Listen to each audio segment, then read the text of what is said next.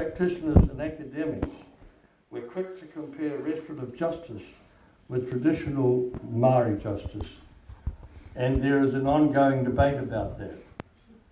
The point, however, is that there are points of similarity, and we need to capitalise on that. If the state is serious about developing a sector-wide kaupapa Māori approach to justice, it needs to do two things. First, it needs to return to its early role of enabler and resourcer and work with its treaty partner to develop a uniquely kaupapa Māori approach to restorative justice.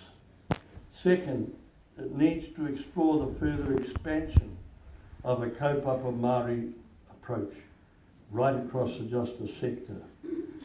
It seems to me that the police understand better than any other state agency the value of restorative practices and processes. They are a natural fit with community policing and police problem solving, and restorative practice and processes are already part of the diversion process and the youth aid process. Developing kaupapa Māori restorative practice within the police, especially in the resolution of gang conflict and working with high crime communities, would allow the police to accommodate even more the cultural and ethnic diversity. Kaupapa Māori restorative justice has significant potential in corrections and beyond the sentencing process. Prison Fellowship facilitated 69 in-prison restorative justice conferences between 1998 and 2009 until corrections decided to stop them.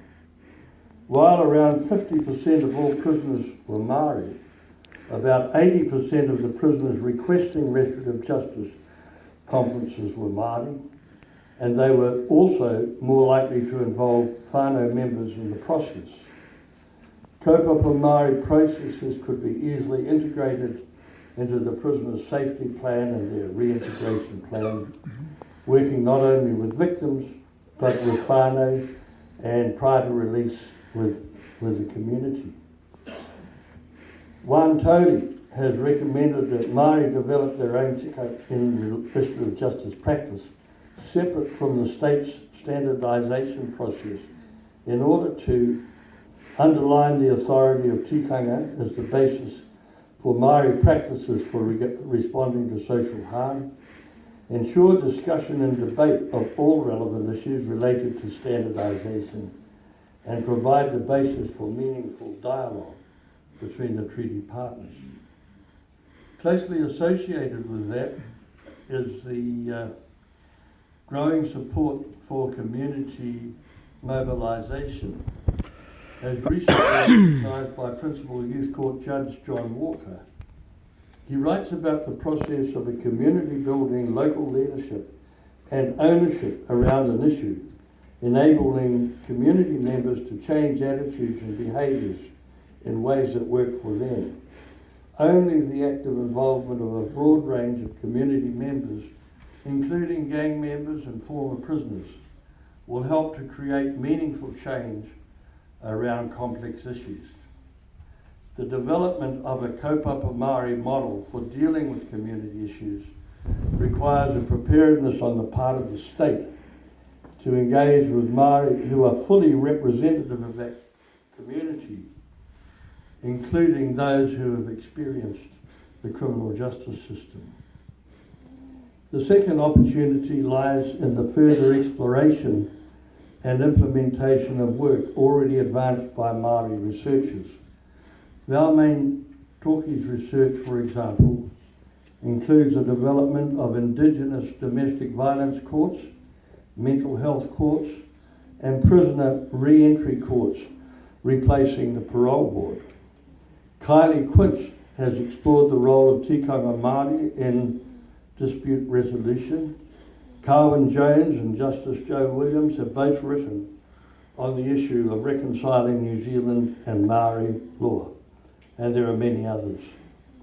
It seems to me that the time has come for the state to start harvesting this developing literature and work in partnership with Māori to consider how Māori intellectual property may be utilised to provide for a more effective and culturally responsive criminal justice sector through the introduction of tikanga Māori. The establishment of a centre for Māori justice research was something that Sir Tahai Kure Jury proposed about 10 years ago. In recent years, there has been a great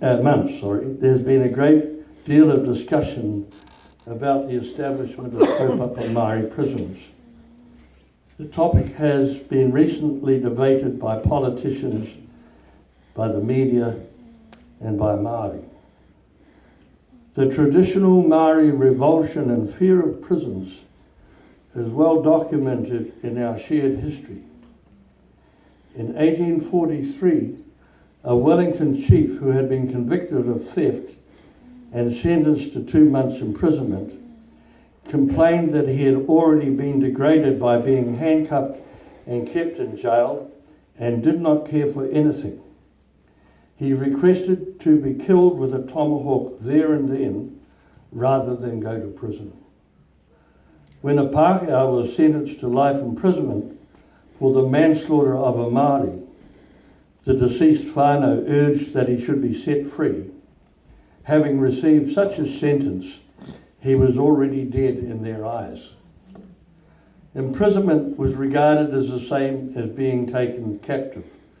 Māori justice is about reinstating mana, protecting tapu, creating balance in order to restore independence and dignity.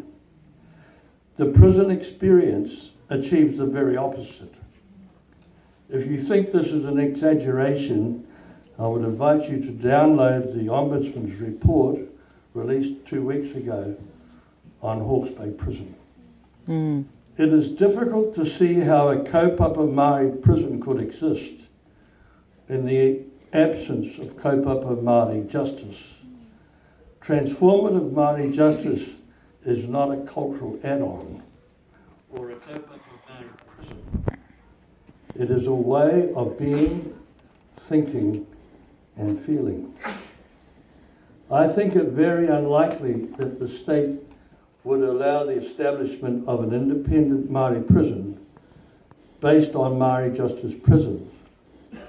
A prison that would from the outset work to restore one's mana, protect their tapu, achieve balance, and at the end of all of that, restore the offender back to their community as a fully functioning human being.